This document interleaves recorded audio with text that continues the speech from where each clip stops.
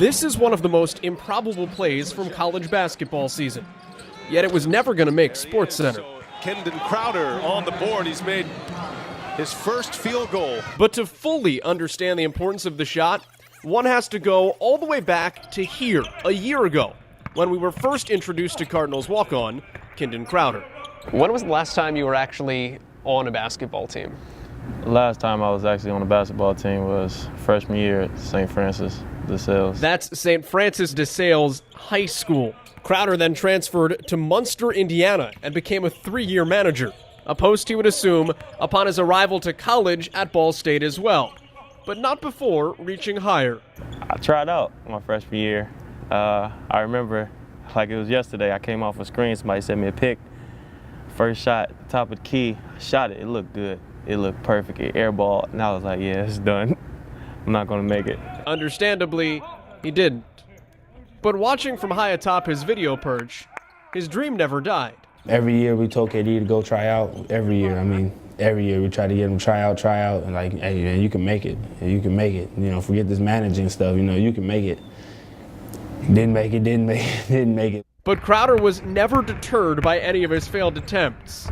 Often found in the Ball State rec, working and grinding to get better, many times with some help of friends. I was willing to help him if I could, and if not, then I was willing to at least, sit there and at least try to figure it out with them. So that's just what friends are for. That's what we're here for. We're here for each other. We're like brothers. So anyone from Juwan Scaife to Jared Jones and Tyree Robinson all worked out with Kindon, teaching him the same things that they learned every day. And slowly but surely he got better. Enough so that midway through the season last year, when the Cardinals were short on walk-ons, they turned to Crowder, just needing a consistent presence in practice. But by year's end, he earned the honor of dressing for games. I just put my head down. Like, I didn't want to cry because, I was too fly to cry, in front of the crowd. But went to the locker room, I seen number 21, and then it hit me. But that's where the story ended. A great story, yeah, but one devoid of something. The bright lights, the game action. You see, Kindon never actually saw the floor. Then enter a fresh start. The 19th head coach in Ball State men's basketball history, James Whitford. My first priority was like books, education. I wanted to make sure I passed all my classes. I wanted to make sure my GPA was good, so when he looked at me, he would think like I wasn't playing around, that I was serious.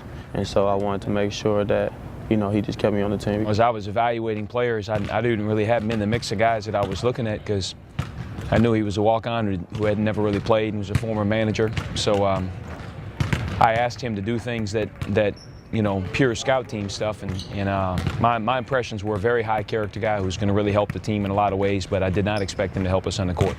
Initially left out of the team's summer skill work, Kindon worked out on his own, putting up more than 30,000 threes. And yeah, Whitford noticed. If I had someone in there that say, hey, I watch your guys play, boy, Kindon looked good. And I was always surprised that his name kept coming up. Kindon's work ethic impressed so much that come the season's second game, albeit in garbage time, Crowder got the call, and he answered. At first I was nervous. I'm like, he want me to, go out there and, okay, all right. That Taylor game turned out to be Crowder's only action in the season's first 7 games. 2 minutes with an assist and a block. Surely that would have been enough. But then in December, right before the Cardinals' road trip to Marquette, a Big East foe in an NBA arena and on national television, Whitford made a comment during his weekly press conference that made some ears perk up. I've moved him off the scout team, and I've moved him into the A team, which means I view him as a guy that I'm trying to put in position to play now. I felt like we needed a guy in the court that brought the intangibles that Kindon brought, but the more I put him in, the more he played well. And then the more I realized, he actually brings some things to our team that help us on the court.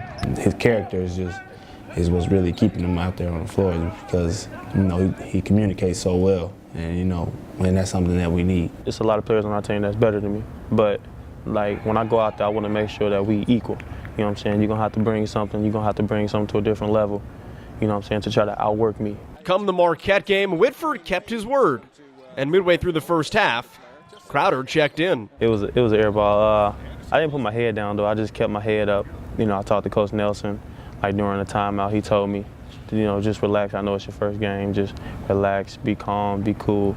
And he just sent me back out there. So I was like, okay, if they believe in me, I can believe in myself. So Crowder got back out there. Crowder for three. Wow, missed badly. Maybe it's my last time playing Division I basketball. So I was like, well, all right, it was good while it lasted. But the third time, he'll remember most. And there he is. So Kindon Crowder. I don't know if I smiled or not, but I was excited to win in. I was just ready to get back and play defense. So I thought about it after the game, but not during the game, though. Kindon became a fixture in the Cardinals lineup, played 23 minutes at Central Michigan, scored 10 points against Eastern Michigan. And a fairly obvious, if not cliche, comparison was made. A lot of people kept calling me Rudy. After a while, I stopped liking it. I was like, man, who is Rudy? Because I never really seen the movie. So everybody was like, yeah, Rudy, Rudy, and all the teammates and the coaches just called me Rudy. So I was just like, after I seen the movie, I was like, okay, that's kind of cool. And then I just kept the title, I guess. The nicknames, the stat lines, the national TV, it's all great. But for Crowder, the biggest moment is the one that validated everything. Probably seen like my parents coming down here, like my whole family. It was my first time they ever seen me play. I felt like I accomplished something. It was a time, he had earned. He did it the right way. It wasn't nothing was given to him. Everything was earned the way it should be. And it was fun to watch his family be able to kind of see him out there and know all he's accomplished. Which is why for every Bryce Drew or Christian Laettner that March may breed, it's really the shots made by the Kindon Crowders of the world on a Tuesday in December in Milwaukee, Wisconsin, that are really the most remarkable. Joel Godet for BallStateSports.com.